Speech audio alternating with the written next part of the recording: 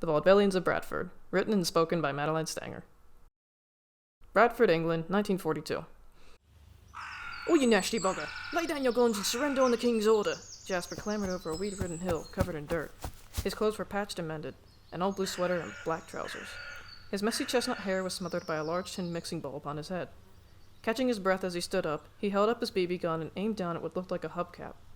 Dusky brown hair poked through the holes of a colander, and suddenly 2 wide eyes looked up to reveal themselves from under the makeshift helmet.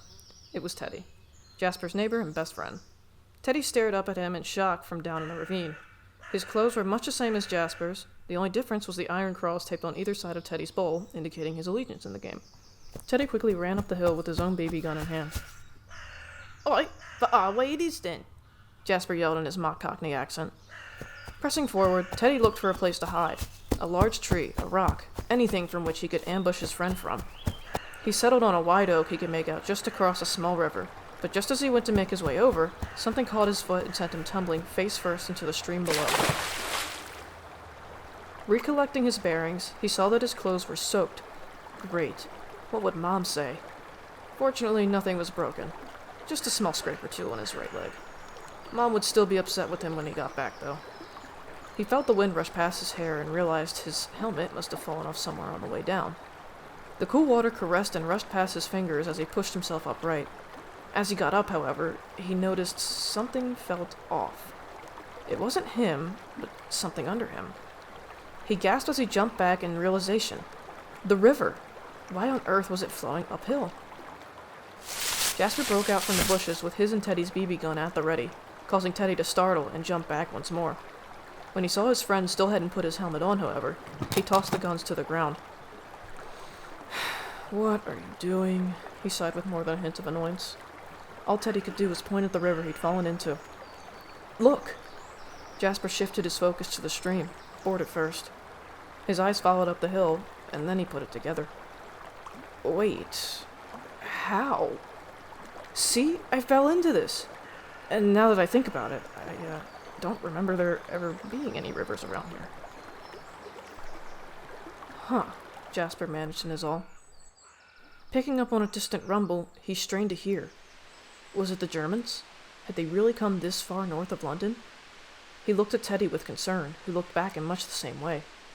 Fear rose in his churning stomach for all but a moment, but when he heard the sound became no louder than it initially was, it was then he realized.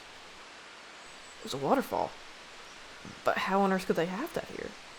There wasn't even supposed to be a river or a cliff high enough for such a thing. Confident once more, he started up the hill that ventured deeper into the forest, curious to find the source of the strange phenomena. Teddy anxiously followed. It wasn't long before they arrived at a large sloping hole in the earth from which the river was spilling into. They stopped just a few feet from the edge and took in the image. The hole was surrounded by a ring of mushrooms, large and red with white spots all over them. A pool of water in the bottom emanated a shimmering magical aura. It looked big enough and deep enough to engulf a car. "I think maybe we should tell someone," Teddy nervously suggested, wringing his hands and pulling at his dirty coat. "What do you mean?" Jasper snapped at his reverie and turned to face him. "I mean, it doesn't seem safe. What if something happens? I think we should turn back," he repeated, now slightly more urgently. Jasper looked appalled. "But, Teddy, nobody else knows about this. We could be uncovering one of the town's biggest secrets." Teddy averted his gaze to the ground. "Look, I'll prove it to you. It'll be fine. Here." Jasper picked up a large rock, about the size of a baseball. He put his other hand on his friend's shoulder and led him over to the edge of the opening until the tips of their shoes just dangled over. Teddy noticed a few leaves drift over the edge and flutter down to touch the water. "Watch this." Jasper held the rock back, preparing to throw it down into the pool as a test to its deepness.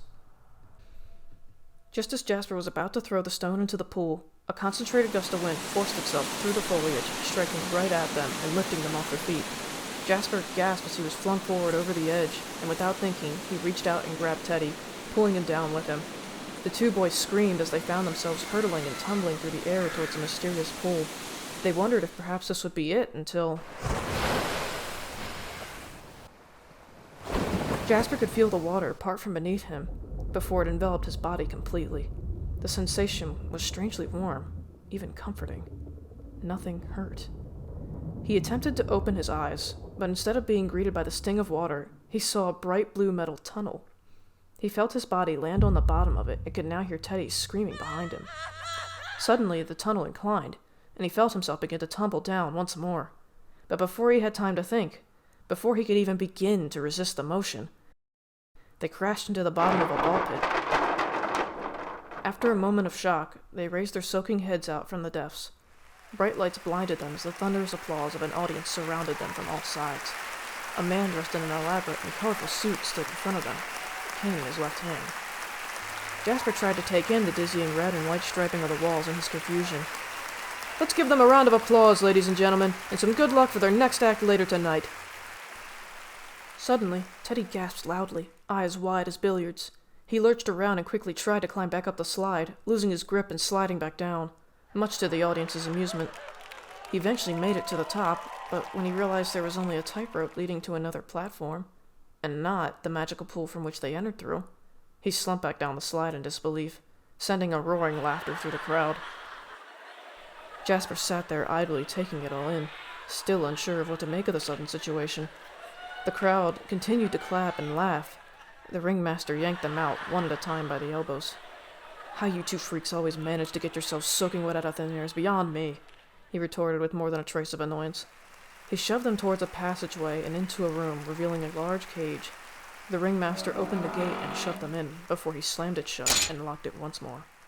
Teddy jumped and clung to the gate with desperation. Hey, wait! Don't keep us in here! The ringmaster headed back out, spun on his heel.